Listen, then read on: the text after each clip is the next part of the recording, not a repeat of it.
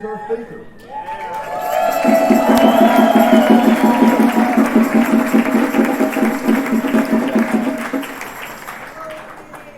I'm an addict and my name is Hope. And I'm not from Cincinnati.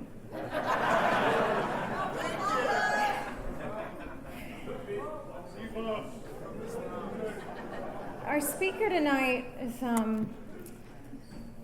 somebody who has been in my life for a while, and surprisingly enough, a lot of people, I was just sitting there and I was really touched because there's a lot of people with a lot of time here who touched my life. And at one point I probably never would have had anything to offer anybody, but because of coming around and working stops and having great people and a sponsor, Natasha asked me to be her sponsor, and it shows when somebody asks you to be their sponsor that they want what you have. And there was a time where I didn't think I had much. And I think in sponsorship we're teachers, and I think we need to be students as well. And this is a relationship I have with Natasha that is two-way. It is not a one-way street. She has a part of my heart. She represents, this disease occurs in every country and every place, and it doesn't matter where we come from. The horrors of addiction are the same. And one of the things I know she's been doing is trying to speak truth. And one of the things I know is our soul loves the truth. And so Natasha comes from Siberia to Russia, from Columbus, Ohio, and her message is a message of hope. And welcome, Natasha.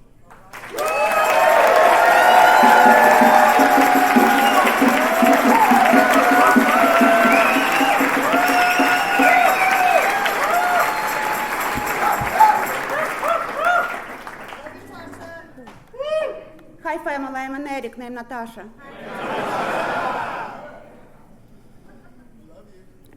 And I actually didn't come from Siberia to Russia. Siberia is Russia.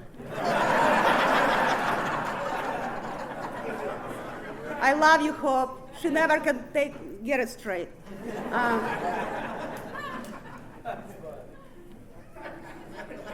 When I got I can't even believe it that I'm here.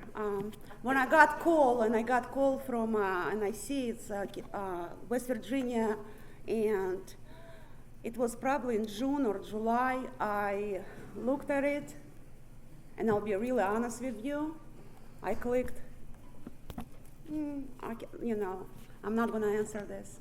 And I told my sister they're calling, and I was so terrified, and I'm like, why would they call me? And then a couple of weeks later, they called me again, and I did the same thing. And then I start feeling bad about doing that shit. So I decided to call them back, but they didn't answer. It was a good day. 2 months later, I got a call again. And I'm like, well, you know what? I already had a perfect excuse in my head.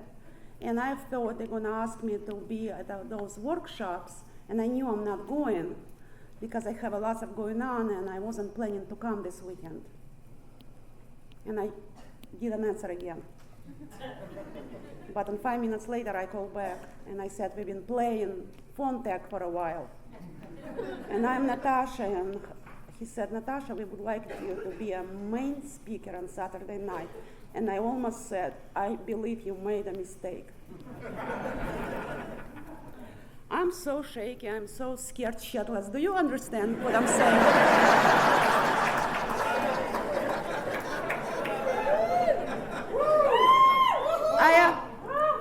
I said, those people in West Virginia, they're not gonna know what the fuck I'm talking about. Guys, I'm really sorry. Russian is a very rich language. We do have lots of cuss words. Because you guys only have 3, and you use them in all kinds of ways, I do use them. I'm sorry, I'm not that well yet.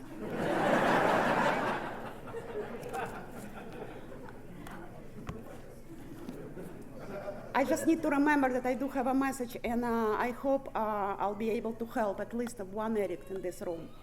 And what is our message? Our message is an addict. Any addict. Any fucking addict. Russian, the coolest one, the badassest one, can stop using drugs, lose the desire to use, and find a new way to live.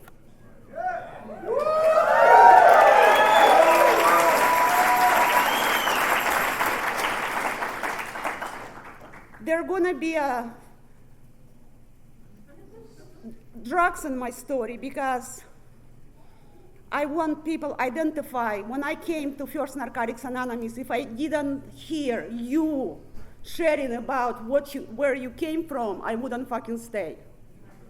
Yeah. I actually was born in Ukraine. Please don't come and ask me what I think about relationship between Ukraine and Russia. I agree with Putin for 95%. 5% is the issue I don't agree with. I was born in Ukraine in a very loving family, and I never felt loved. My parents was young, and we didn't have much. We actually didn't have nothing. There was a times in my country where to get a doll for a child was a problem. I remember I had one doll. Somebody brought it from Germany, and I was held on to it. I felt like I was so lucky, so lucky. That's probably why I spent so much time in Toys R Us. Like like I want to buy all those fucking toys. I never had those, never, ever. When I was 5, I had a little sister, and my family moved to Siberia because Siberia is like here, Alaska. People go there to make money, and they thought they're gonna go there for a couple years to make money and come back to Ukraine, but we never came back.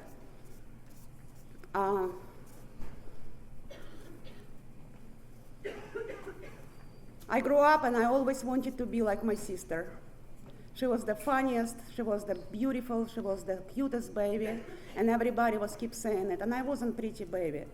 I don't think I was. My sister and me are very close. She's my best friend.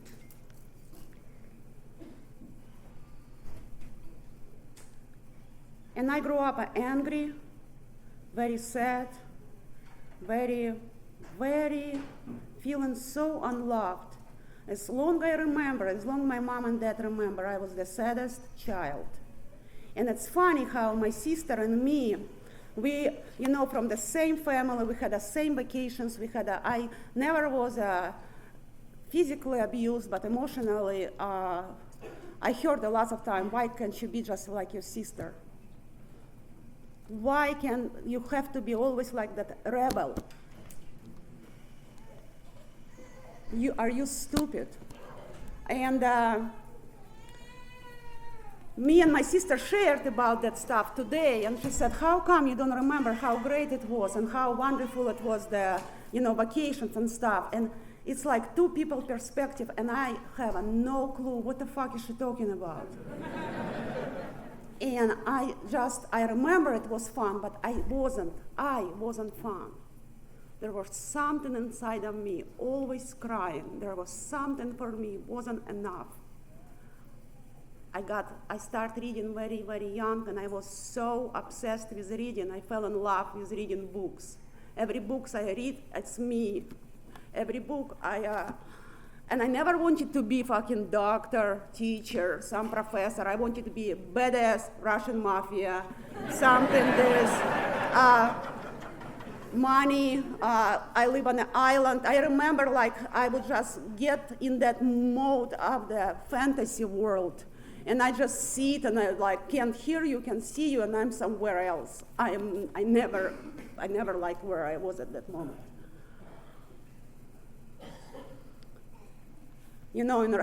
Somebody just asked me recently, what is the how you say water in Russian? Me being me, I said vodka. So, that stuff is like, I started using very young. I probably was 13, 12. I stole from my dad. I took it to school and I reset in a woman's bathroom. Me and another girls, we are all little girls, I was doing it from like a can of the homemade stuff, Ukrainian homemade stuff. And shit. And and we had no food, no water, nothing. And I remember running to the sink to get some water, and it was hot, nasty water coming. School didn't have a cold water that day. And I had to take an exam, and it was bad. I don't know how I passed school. I missed more days than I attended.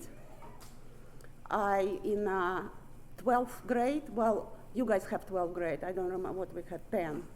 They came to me and said I have to go to another school because they can't have me. I have to go to another, like they were sending their bad kids or I don't know. And I went to that school and I graduated. I got a certificate, diploma, whatever.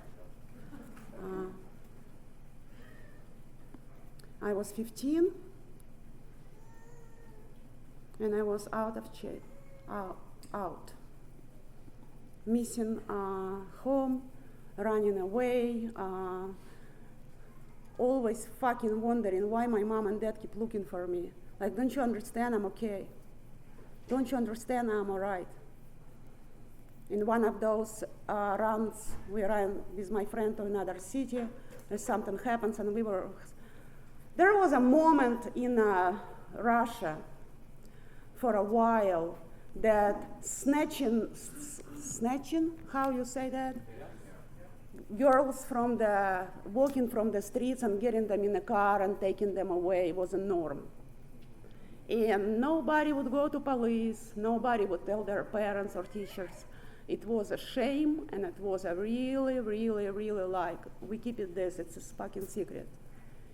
And we were in that city, it was my first time there, and the nice BMW stopped. It was always nice cars. It's like 80s, I think it was 80s. In Russia, it's like your 30s, I think. The mobs, all that stuff.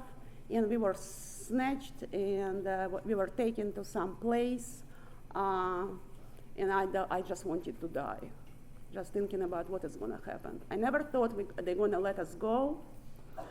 We were in an apartment on the 5th floor, and I was so sure that I'm gonna jump out of the balcony.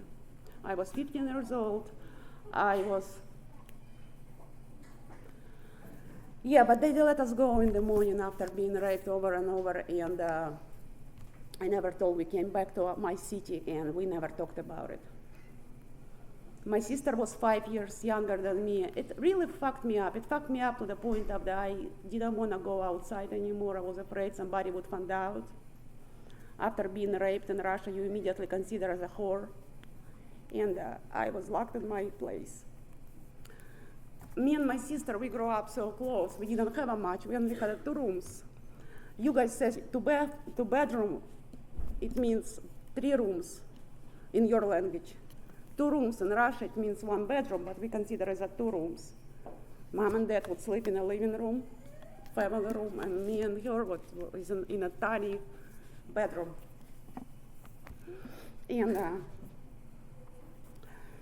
I did share this with her. I had to, because me and her was so close. 2 years after that, the stuff happened to her, and I think it fucked me up even more. There was after my closest friends who were, I believed we were, when we young, sometimes have friends and we think we're gonna die and still be friends, like we're gonna be friends till the end of the days. When they found out, they was asking me to come to party, and all of them beat me up so bad. and it was so fucking cold. I'm from Siberia. It can get on 40 below. And I remember I was so, after that, I was just like crawling in the snow, getting home. I don't remember, and shortly after that, I fell in love of my life. I was 16, he was 18, and when you're 18 in Russia, you go to Navy, and you go for 2 years. And I was so in love, then when he had to go to Navy, and I went to say goodbye to him, listen, I'm just thinking right now, like what the fuck I was thinking about.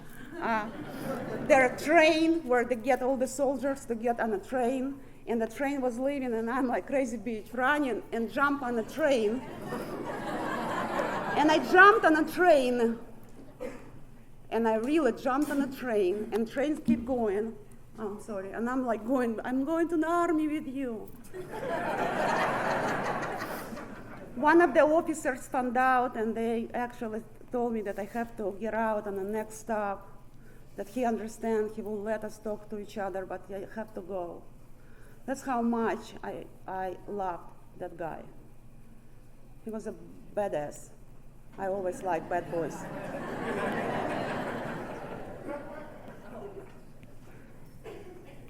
A year later, my relatives who lived in Belarus was moving to US. And I went to say goodbye to them because I never thought I'm going to see them again. They were living against all the beliefs. It was still Soviet Union, and they was living without allowed intake, any of that. And because half of my family is Jewish, they were just basically like, oh, you're deciding to go to United America.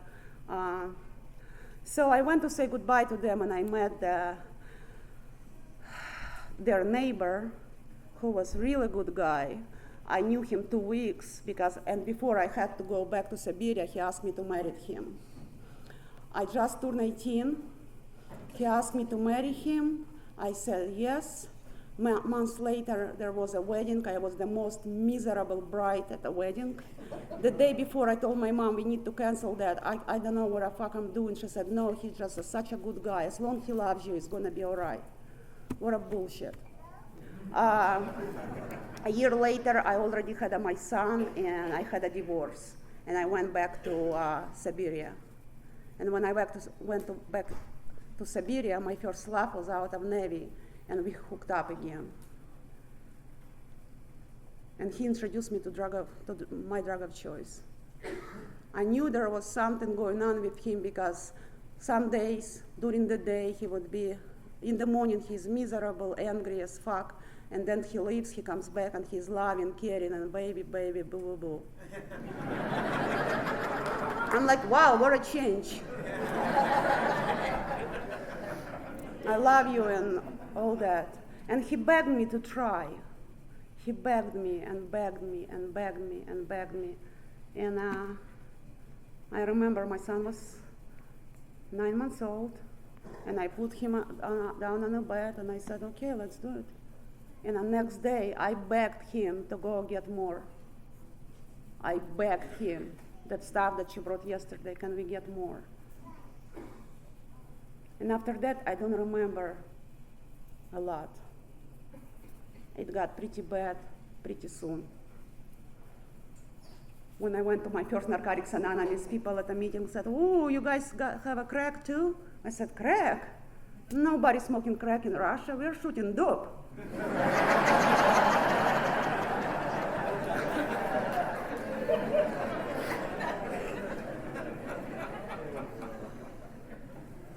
There was no help available for us. There was just a shame. We were the worst, the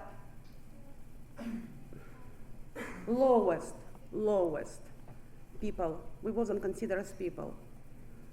There was such a stigma to be a junkie in Russia. We had a mental institutions, and thank God for that mental hospital, because they would offer detox to junkies like me. And there was many trips to that institution, many trips. But every time I was leaving, Nobody told me alcohol is a drug too. Nobody ever told me that I cannot use any substance because I have a special disease that is called addiction. Nobody ever told me that I cannot touch weed or ecstasy. It wasn't even enough. It was just like, no, this is just safe. I'm good with this. I'm good. One night, love of my life, the relationship became,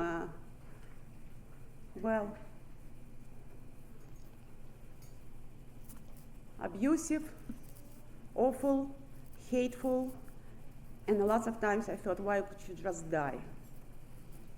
And one night he didn't come home, and I was so dopesick I couldn't believe he didn't show up. And in the morning somebody came and said they found him dead. He died of overdose. I'm talking about love of my life, that I jumped on a fucking train to follow him to the Navy, Army, whatever. Not even like seeing my future without it. And I was so sick, and the relationship with his mom was already kind of ruined, that I didn't even go to his funeral. There was nobody driving cars then. I mean, people like me. It was having car. It's like right now having a plane for you, like somebody has plane. Like, wow, they're wealthy. That's how in Russia it used to be. Like, wow, my dad had car. I never even had a driver's license. And then my family started thinking about what can we do, where we can take you, where we can move, where we can go to save you. What can we do? And because we were blessed to be a Jewish, and my grandma's sisters was here and aunts, we had to, family could get together, just the closest family, not uncle and aunties and niece and nephews, but like sister with sister, or son with mom, or daughter with mother, that kind of closeness. My grandma at that time was 85, and she said, I'm willing. She was willing to leave her home in Ukraine. She was willing to leave the graveyard of my grandpa. She was willing to leave the country where she survived war, where she survived lots of anti-Semites, and to go to United States or Israel. We had an option. We picked US. We saw US only in the fucking movies. It looked nice. Hollywood shows real good United States. And she was willing to go just to take me out to do that geographical change. And I truly believed, I didn't have any English. I'm not sure if you guys think my English sucks, but I didn't speak English at all. At all. I knew fuck word though from the movies.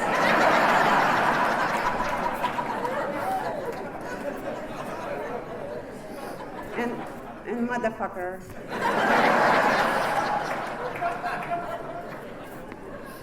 That's why they're so dear to me, those words.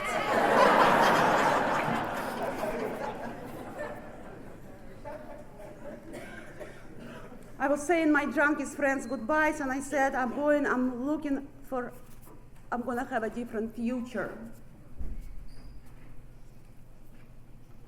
I'm never gonna use dope ever again.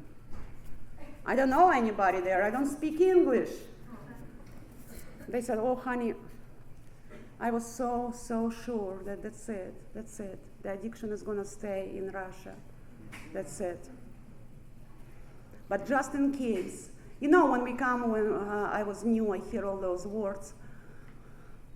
And one of them was reservations, and my English was, I barely had any English, so I had to translate every word and write what it means in Russian on the top of it, And reservations, I finally, when I got it, what reservations is. It's a lot of them. It's a lot. Reservation can be like anything, but I just in case I put we were packing for the United States for a new way of life, for and I packed just in case 2 syringes in my suitcase, and I just stick them in there and forgot about them. And I never get rid of them. I never get rid of them till the dog arrived. And it arrived in my life. Oh, on the next day, I moved to United States. I came to Columbus. We got out of the airport. I had a nervous breakdown. I never seen any cities dead. It's like that, like what the fuck is going on? No people anywhere, nobody walking, nobody, nothing. We walk in Europe. We walk, we like outside, holding hands. It's like nothing, like what happened? But they took me home, and the guys from Russian community, they already heard the Russian arrived, and they came to meet with me. And I looked at them, I'm like, oh boy, there's my people. We didn't use my drug of choice, but we used anything else. My first job in the United States was during the day I was cleaning apartments and houses, and at night and on weekends I was a dancer in a nightclub. Not those dancers, don't get excited. Not the exotic dancer. I was a raver on the stage, high as a fuck, and they paid me lots of money. I was so happy, I didn't know what to do with me. My boyfriend at the time was in the VIP room just watching me, and if something he didn't like, he would beat me up after. And one night I thought he gonna kill me. And when I was in the hospital having surgery on my face and on my nose was broke, I had this plan, the revenge, like don't fuck with Russian, we're gonna pay somebody money, blah, blah, blah. I don't wanna say this on a tape, but I had all this plan and but what I did, I just forgave him. I forgave, it took me just 2 weeks. He said that next time it's gonna be different, he loves me so much, he never gonna touch me again. It was just whatever. Shortly after that, we start using together, and when the dope arrived, I said to myself, thank you, God, that I still have those works. And I ran real fast to my room, and I got it, and I introduced my friends who was so close to me to that too. And that's it. There was no more clubs and dancing on a stage and making big money. There was no more washing apartments. It was taking shit from my apartment and go to pawn shop. And after I got everything out, my mom and dad, I'm just so amazed by those people. I am so amazed, and I'm so grateful, and I love them so much for no matter how they love me so much. And my mom tried to believe me and all those lies and all the shit I did, and how much I stole from them.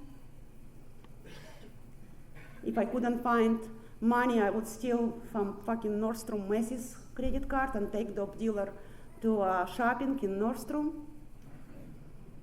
I would buy all the gifts for their children for Christmas and New Year. I would take my son's gifts and take it to them.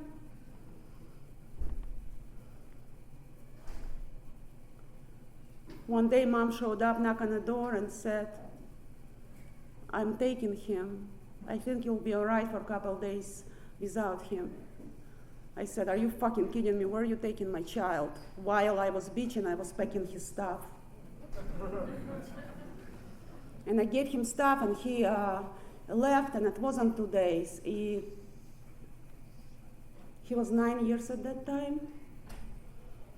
And I got clean. When I got clean, he was, oh God, I don't even remember how, he was 16.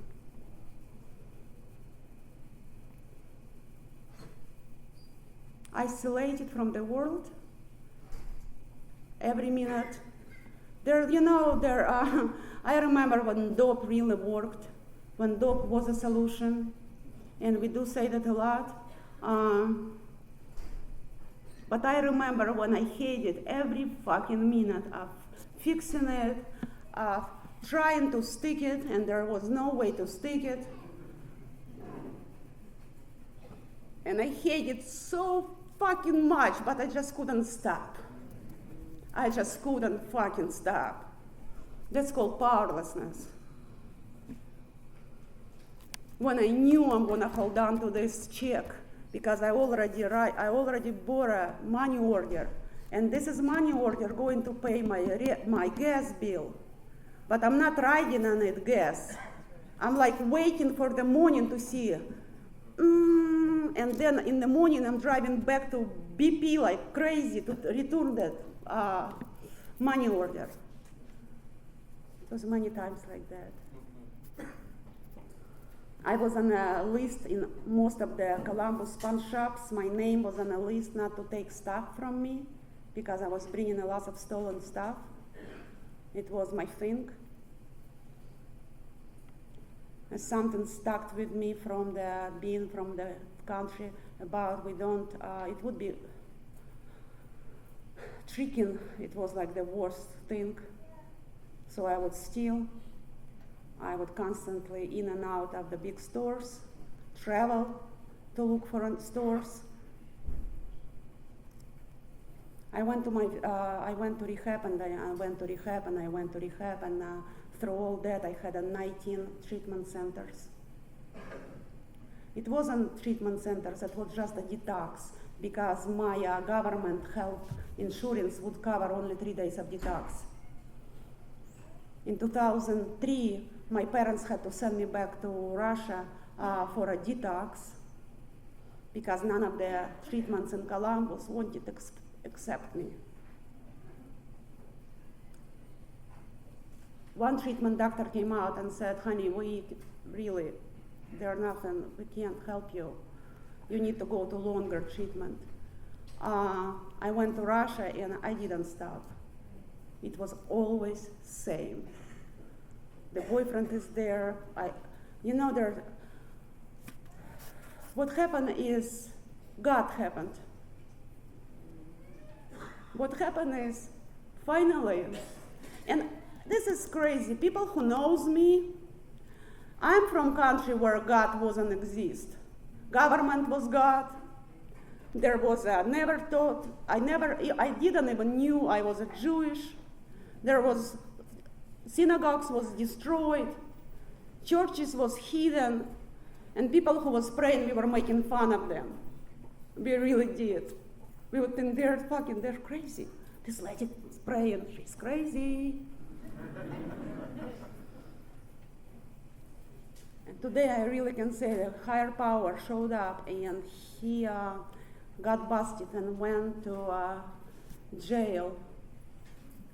They let me go, and I called the detox place again.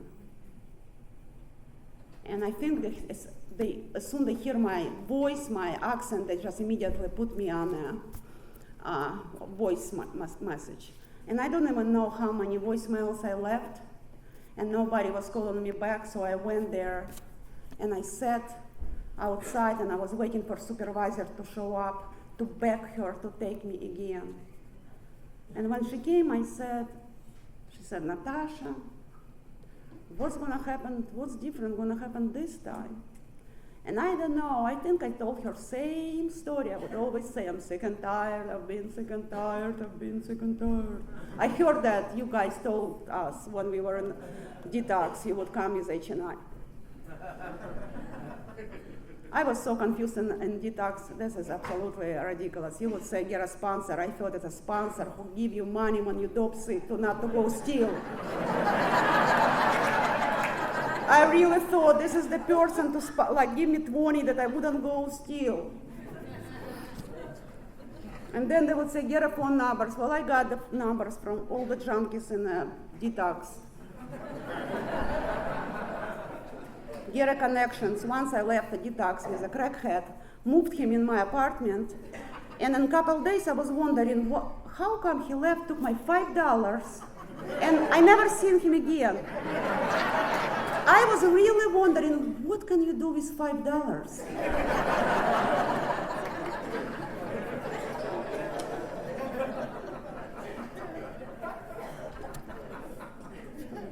This time was, Natasha was different this time. Natasha was beat up to the point of, whatever you're gonna tell me, whatever, I'm gonna do, whatever. I don't wanna live like that anymore. I can't take it anymore. I had abscesses all over, and I have a lot of scars on my body. Lots.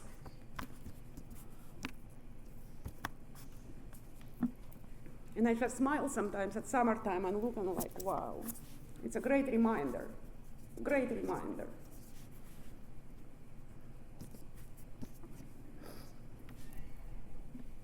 I was really quiet in detox this time. I wasn't looking for a new boyfriend. I wasn't getting any connections. I was really quiet. But they wouldn't fucking leave me alone, those, So the treatment team or whatever put me on behavioral contract that I'm not allowed to talk to guys. And I said, well, shit, tell them not to talk to me.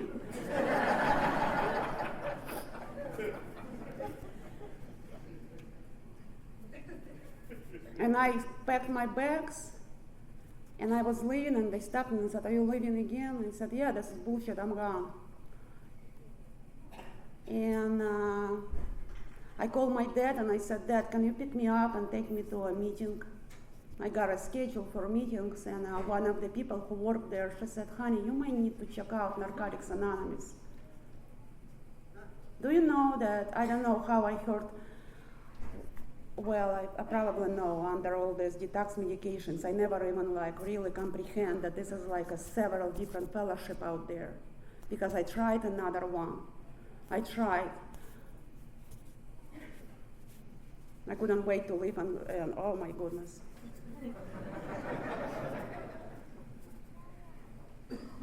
And he took me to a meeting. It's a noon meeting in Columbus, Ohio. And if you guys have a noon meeting, it's kind of like a crazy spot. It's the most chaotic. Oh, now we have a night meeting too. But Jesus.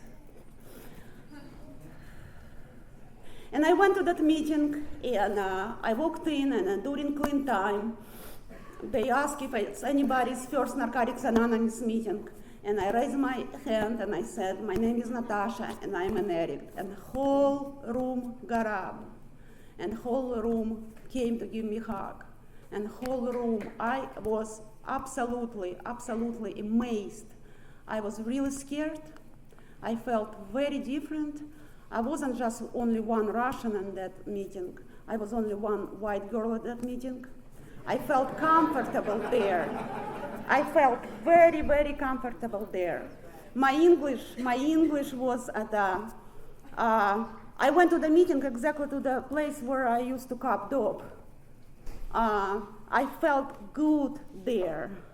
My English was so bad, it was to the, okay, well, that's how my English was. What you got, how much, and how can I have up front?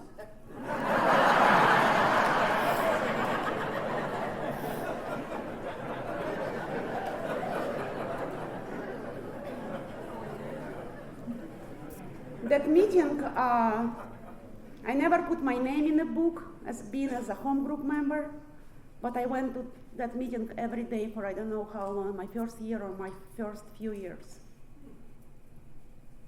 My parents didn't trust me, they wasn't giving me a car. In the beginning, they would take me there, leave me there, and I had you guys. And after that meeting, we would go to another, and we would go to another, and we would go to another. I didn't have much going on. I was jobless. And I was so scared. I was so fucking scared. Because every minute of the day, every minute, I wanted to get high more than anything else. People at that meeting, that's how my recovery started. I met the most honest, loving, I don't know, they just fell in love with me. I had so much fire for recovery. I had so much, it's like that baby that follows moms and dads everywhere. And I remember after meeting, one lady came to me and said, honey, I know, would you go to convention with me tomorrow?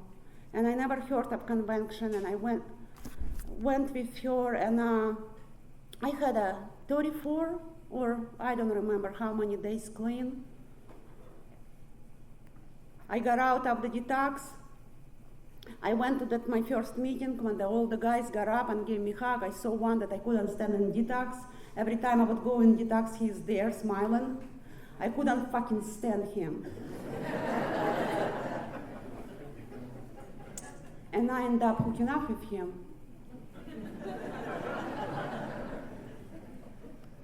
I never forget the feeling like, what the fuck? I went to a convention, it was in Dayton, Ohio. It was 2006. The power of the people, you people, the message I heard there, the speakers, I believe I had a spiritual awakening, and I knew I would never, no. Mm-mm. No matter what. No matter fucking what. I never gonna have to use drugs just for today.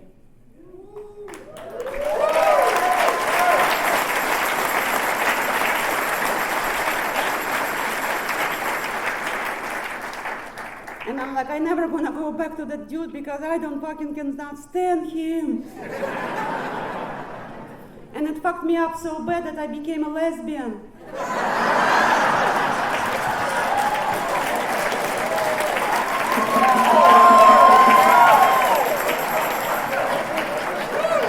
For 1 year.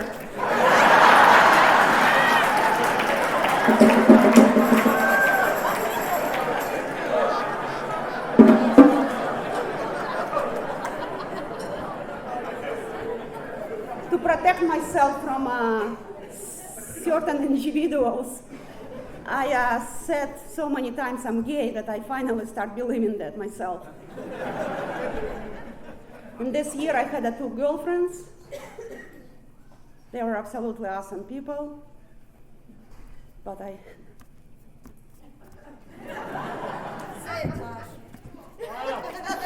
I couldn't commit.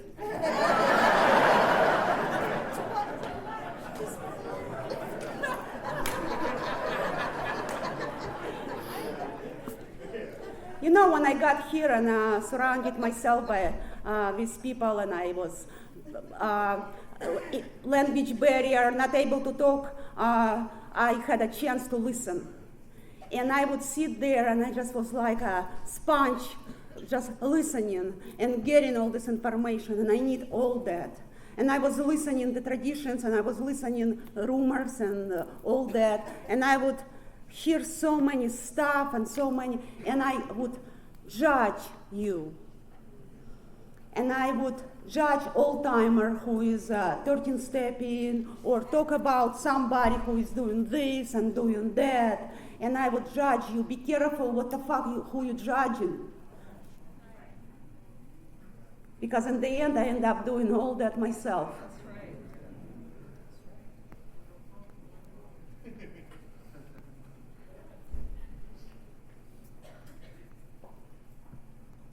When I had a year clean, my parents and my sister, who is complete opposite than me, first of all, she's drop dead gorgeous. And I always wanted what she has. I wanted to have a legs like she has, and a hair, and I wanted to have a boyfriend like she has because all of them was successful with lots of money. And my sister met a football player, not American football, soccer yourself. It's called football. So she met footballer and they moved to Israel because he played in Israel at that time. And when I had a year clean, she was so happy. They bought me a room and reserved the reservation or whole package at a World Convention in Texas, San Antonio. And I drove there with one of my closest friends. I have a lot of friends. I'm so loved. I cannot believe this. But this friend is a male friend, and he's straight. I do have a couple even male straight friends. And this friendship that meant so much to me, it's like a true, serious, like real friendship. That we stayed in the same room, but there was never nothing. And it just, thank God. I saw him a couple of weeks ago. I said, aren't you glad we did that? Aren't you glad that's how it happened? We went to Texas, and I was outside, and I was looking for Russians, and nobody was there from Russia. But in order for me to, I wanted them to see that and I wrote here, Natasha, Russia. And I see this guy, he read this and like, you're from Russia? So I'm 1 year clean, not really like, yeah, I'm Russia, like live in Columbus. I don't know if my accent was so bad that he didn't hear that part. He said, my name is, I'm so sorry, I forgot his name when I see him, he said, I'm from Cincinnati, Ohio. And we, hugged, we talked for a little bit, and several years later, there was an ACNA in Cincinnati, and I went there. I was such a convention junkie. There was nothing would stop me, nothing. So irresponsible, actually. I have to go. I have fuck it, I have to go. I barely have money, but I need this money for this convention. So I went to ACNA in Cincinnati, Ohio, and that guy was there, and he was chairperson for that meeting. And he found me, and he said, oh my God, would you read Who is an Addict in Russian? And I just want to share with you something, guys. I am so blessed that I truly, the meaning of that, I'm blessed to have 2 lives in one lifetime. It means so much to me because each life of mine goes with one language. My first life, my Russian language, I don't, regular books, like regular literature, I still love to read. I'm crazy about reading. I actually love the books, not the electronic, that shit. I love to smell books. I buy them, I order them, I waiting for the package to arrive.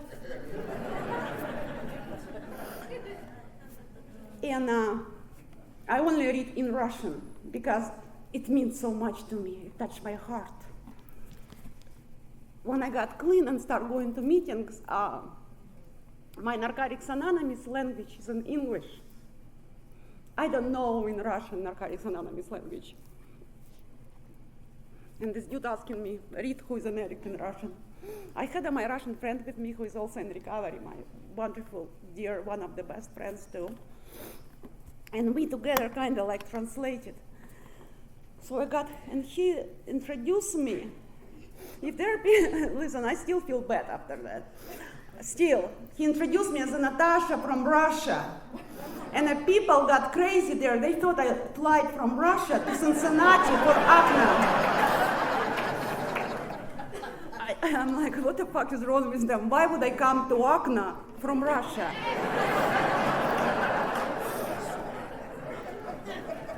like a celebrity. I read the Who is an Addict and all this attention, and it was wonderful, and there like lined up 50,000 people to hug me, and I'm here with American friends, black and white, and they all telling us, are you guys flying back to Russia tonight?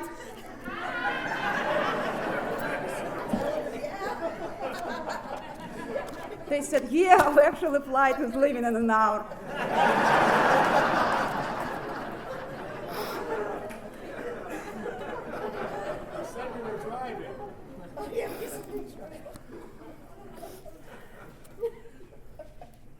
I was blessed to travel to Israel. I stayed in Israel for a couple months, and I never met the most loving fellowship in the world. I was so loved there. At a meeting, there was no difference between Jewish and Muslims. There was a love, there was hugs. My sister at that time lived already in Israel for 2 years, and she barely had any friends. And I remember how she said, you're here 2 days and the phone can stop ringing, people asking, can we talk to Natasha? And what it took, just me Googling Narcotics Anonymous, Tel Aviv. And they didn't live in Tel Aviv at that time. And the people was willing to drive to that town to pick me up, take me to meeting, and bring me back. I never experienced that, ever. Anywhere I would go, I felt so loved. I wish one day I'll be so in love with myself. I like who I am today, but I'm not in love yet. Thank God, because if I'm just that perfect, why I have to keep coming back? My support and my peoples always told me to talk what's really going on. What's really going on? I remember at nights at the conventions, we would just sit in a room and I would listen and they would share with each other, and they would share such a deep secrets and such a deep stuff that I couldn't believe it. How come you can even say that?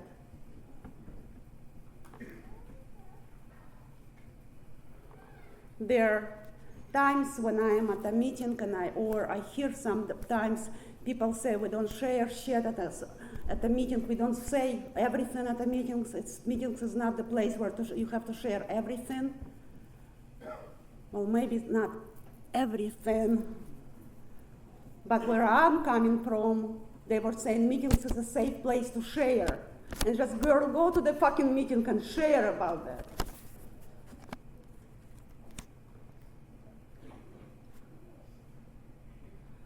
I traveled to South America because my sister lives now in South America. I did the same thing. I reached out to Narcotics Anonymous members. My sister's husband is actually a celebrity there. And it was so fun. They're not together anymore. But it was so funny how members of NA would love to come to pick me up because they could get to his house. And they could meet him, and they would bring the footballs, the ball, and he would sign for them. And it was a kind of cool stuff. They didn't speak much English, it was only in Spanish, and I don't speak Spanish, but I felt love, I understood, and I still stay connected to those people.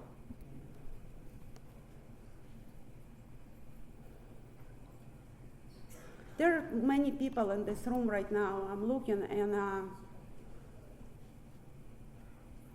I have people really do love me. I am so loved. Anywhere I go, I connect with people so quick, and I always cry when I leave. And they cry too. I hope one day, I will look at myself with the eyes like you guys look at me. Because lots of times the lie is still there. telling me that I ain't shit. I have nothing to share about. I don't really, yeah. So my grandma, who was at 85 when she left the U.S., she was aging, and she still lived for 10 years after we came. And she was very ill, and when I was working my 9th step, making amends to everybody in my family, with my grandma, it was actually impossible to do verbal amends, because she, almost every day, she was asking me, "Are you Valentine's daughter?" Or I'm like, "Grandma, stop playing. You know whose daughter I am." She had a dementia, and she would forget every day stuff, and I was just making fun and there was no really, I couldn't, she didn't remember anything, but I did. And we never took her to any nursing home, anything. She was there. And I was there. And at some point she became that I had to really give her bath and care her. And we only had a bathtub upstairs on the 2nd floor, and she was so little at the end and so small. And I had to care her there, and she would just cry and say, "Honey, what would I do without you? What would I do without you?" So I fly to Chile one more time, and on the back from Chile, I was in a plane, and when I arrived to Columbus, I called my dad, and he said, "Grandma passed." And she passed right before I arrived, right before actually the plane landed. And regardless how much I did that year, I still had a feeling like I didn't do enough. Because the guilt, everything what I put her through, and what happened out there, and I'm like, I wish I would have more time with her.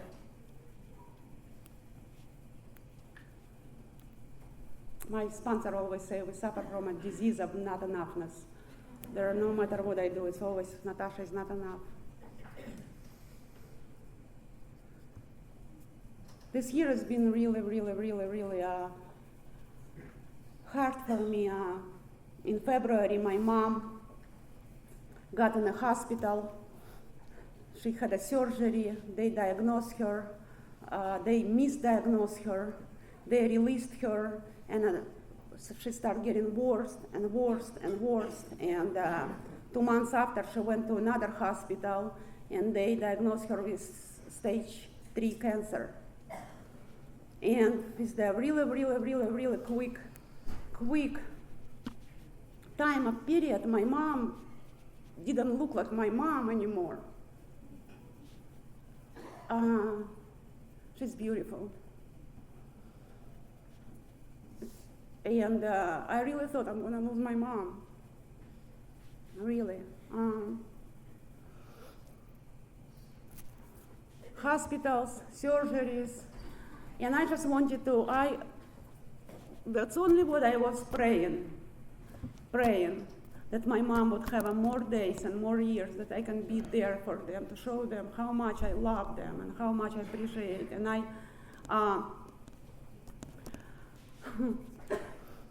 at one night in the hospital, my dad grabbed my hands and said, "I just want to say one thing.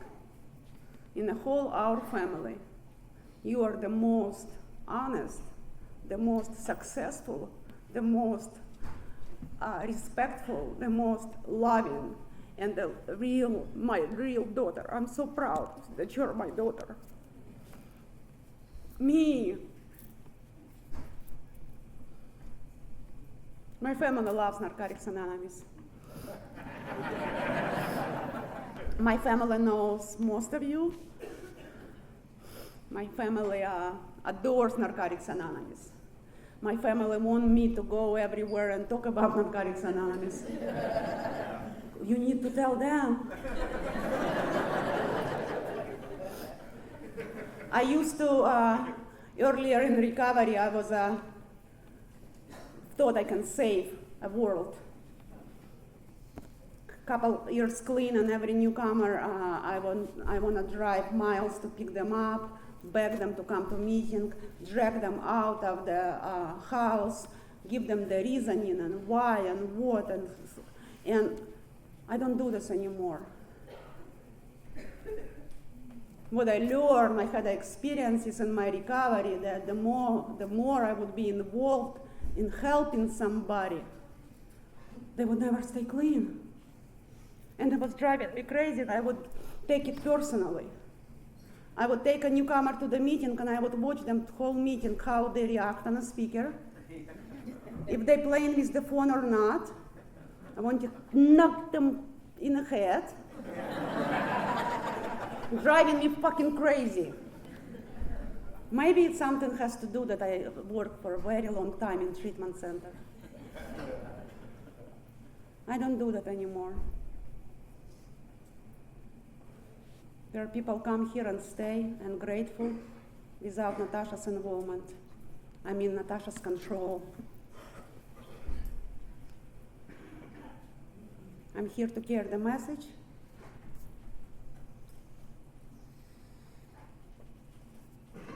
There are certain things I didn't want to share from the podium. I wasn't really even told my sponsor that this shit is not, I really, I want you to like me, guys. Most of the time I say I don't give a fuck what you think about me, but for real, I do. And I think when I get on the podium, I'm too honest, and I expose myself, and you're really gonna know who Natasha is. But this weekend, it's been really hard for me. Today is a 3-year anniversary of my relationship with my ex-boyfriend, who became my ex. That is so crazy to say ex, but he is ex. A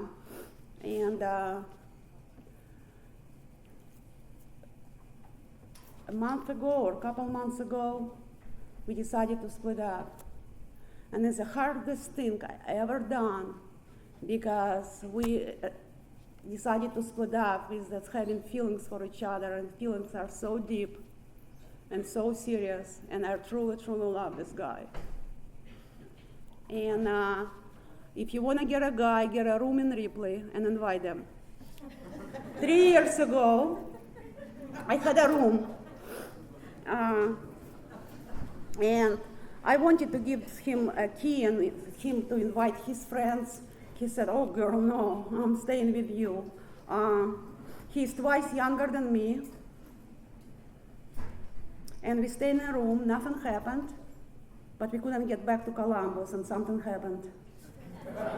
And we didn't separate it for 3 years. We were 3 years together. It was the most beautiful, loving, and caring relationship. There was a lot of hope in it. There was a lot of struggle with the age difference. There was a lot of voices in my head, what you think of me?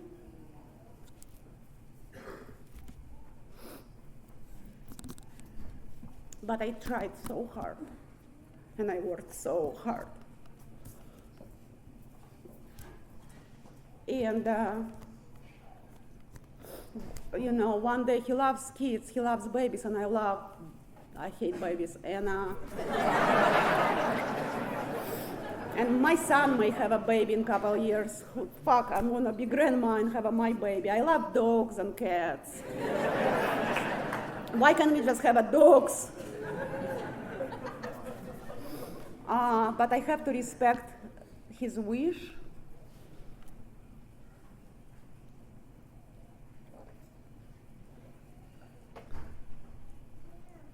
And it sounds crazy, but if I truly love him, I have to let him go and have his babies, have babies.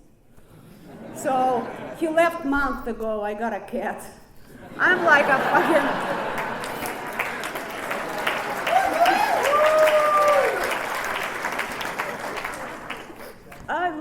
cat. I'm like a sad cat lady. Just one cat so far. But you know, I can do just one.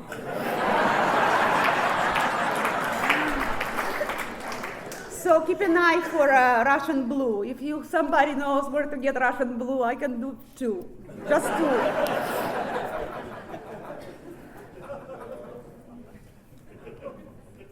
There are lots of fears that I would never be able to love anybody, that I'm never gonna be able to be loved by somebody as much he loves me. A lot of those voices in my head. But as long as I follow this way, right, I have nothing to fear. I love you guys. I love you so much. I want to read something now because this is there was 10 minutes before a meeting or 20 minutes. My friends arrived, and at some moment I had a quiet time, and I opened the Living Clean book, and I'm like really everything what I said is true. So I opened the book, and the first thing I looked, and I'm like, what the fuck? If it's not, everything happens for a reason. Everything happens for a reason. And maybe in this moment, it's, like sometimes, and also I believe that sometimes stuff happens for better. And in the moment, maybe it feels painful and awful, but in the future, I look back and I say, thank God it happened. Thank God, look how everything unfolded. It was supposed to happen. But here is the one thing I want to read. It's, we know that we might not change our feelings right away, but we can change our behavior. Mood follows action. When we do the right thing, we can start to feel better. The person we see in the mirror may bear little resemblance to the version of ourselves that other people know. When we are locked in a self-obsession, we may have no idea of the damage we are doing to the people around us or even to ourselves. Similarly, when we reach out, we may not see the positive effects we have on our own spirits or the world around us. We may still see ourselves as we were when we got here, not recognizing that the principles we have been practicing have become part of who we are. We trust our sponsors and friends to show us the changes we cannot see in ourselves. And I do trust you guys. And I love you so, so very much. I'm not sure if it was 10 minutes or 30 minutes or how long I have to speak, and I really feel like I need to vape, and I pass. I love you guys. Thank you.